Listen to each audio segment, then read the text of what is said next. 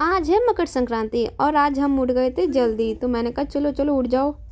सर्दियों की सुबह थी, लेकिन त्योहार का एक्साइटमेंट अलग होता है क्योंकि ये 2026 का पहला त्योहार था।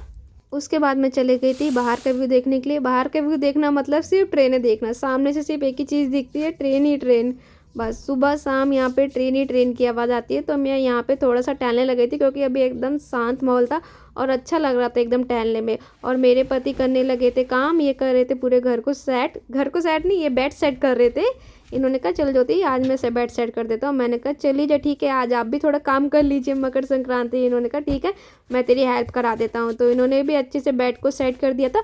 फिर हम दोनों चले गए थे बाहर टहलने। सेम का जो हमारा पेड़ है वहाँ पे सारे बंदर हमारी पूरी सेम खा गए थे और ये भगा रहे थे, भाग भाग फिर भी नहीं भागे थे। और एक बंदर नहीं था, बहुत सारे बंदर थे। मैं तो पहली बार देखी। और ये हमारे घर के पीछे का था, इतने सारे बंदर थे, ये भगा रहे थे डंडे से, फिर भी नहीं बंदर भग रहे थे। हमारी सारी सेम खा गए थे सारी। इन्होंने फिर डंडा से मारा तो जाके भगे और मुझे इतना डर लग रहा था। ये कहते ज्योति देख पीछे से बंदर आ रहे हैं। तो हम दोनों इतनी जल्दी डर के भागे। ये कह रही चल चल ज्योति पीछे से बंदर आ रहे हैं। हम दोनों डर के इतनी तेज भागे। फिर सीधा हम घर पे आए।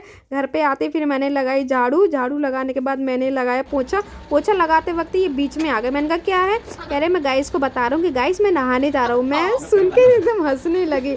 फिर घर साफ होना तो एक पॉजिटिव फीलिंग आती है और मन भी एकदम साफ रहता है, घर साफ होता है। तो मैंने झाड़ू पोछा अच्छे से कर लिया था। झाड़ू पोछा करने के बाद मैं चली गई थी नहाने। नहा के मैं आ गई थी फटाफट क्योंकि हम दोनों को करना था पूजा। पूजा करने से पहले मैं हो गई थी तैयार। मैंने लगाई सनस्क्रीन। सनस्क्रीन लगाने के बाद मैंने लगाई लिपस्टिक, फिर वही अपना बिंदी और लगाया अपना सिंदूर। सिंदूर लगाने के बाद लगाई लिपस्टिक। तैयार मैं पूरा हो गई थी। तैयार होने के बाद फिर हम चल दिए थे पूजा करने के लिए क्योंकि लेट हो चुका था। ये मेरा काफ़ी देर से वेट कर रहे थे कि ज्योति आ पूजा करनी है। मैंने कहा हाँ। त्योहार में ना जितनी जल्दी उठ जाओ उतना ही लेट हो जाते हो। हम इतनी जल्दी उठे थे फिर भी हम इतना लेट हो गए, समझ नहीं आया किस बात पे इतना लेट हो गए। तो फाइनली मैं रेडी हो चुकी थी। फिर हम दोनों आ गए थे पूजा करने के लिए। ये चावल लेके आ गए थे, तिल लेके आ गए थे और हमने जो तिल के लड्डू बनाए थे वो भी हम लेके आ गए थे क्योंकि सबसे पहले हमको चढ़ाना था भगवान जी को। यहाँ पे हम दोनों कर रहे थे पूजा। मकर संक्रांति पर भगवान जी से बस इतना ही मांगा कि घर में हमारे सुख शांति बनी रहे और हम दोनों हमेशा एक दूसरे का साथ ऐसे ही देते रहे। पूजा हमारा हो गया था एकदम। फिर इन्होंने कहा ला मैं भी थोड़ा आरती कर लेता हूँ। मैंने कहा ये लो आप भी थोड़ा पूजा कर लो। इन्होंने भी कर लिया था, पूजा हमारा हो गया था। उसके बाद मैंने भगवान जी को चढ़ाया तिल, गुड़ और चावल। ये सब चढ़ाना ज़रूरी होता है आज के दिन। तो ये सब हमने चढ़ाया। भगवान जी को चढ़ाने के बाद मैंने सबको खिलाया। माता रानी कृष्णा जी को सबको मैंने बारी बारी से खिलाया। और मैंने खिलाने के बाद सारा का सारा प्रसाद मैंने वहीं पे रख दिया था।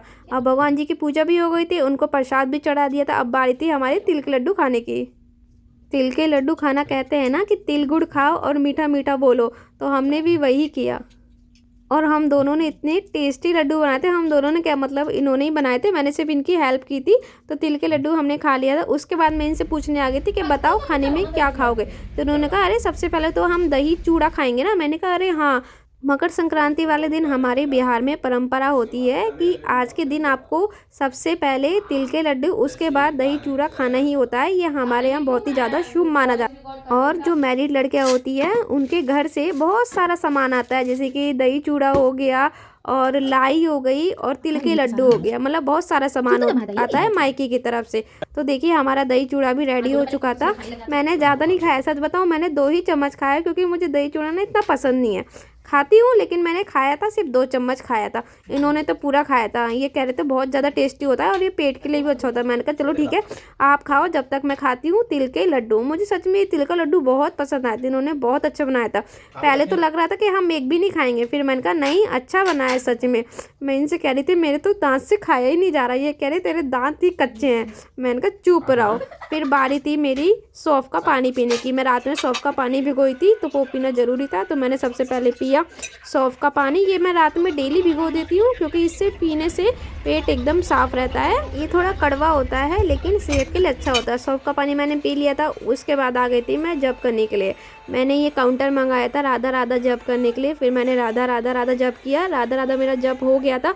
उसके बाद मैं आ गई थी नाश्ता बनाने के लिए। तो नाश्ते में मैं इनके लिए बना रही थी पराठे। मैंने कहा इधर आओ। ये कह रहे क्या है। मैंने कहा अभी मेरे साथ पराठे बनाओ। इन्होंने कहा चल ठीक है मैं तेरे साथ पराठे बनाता हूँ। तो ये भी मेरे साथ पराठे बनाने लगे थे। पराठे कम बना रहे थे, मेरे को परेशान ज़्यादा कर रहे थे।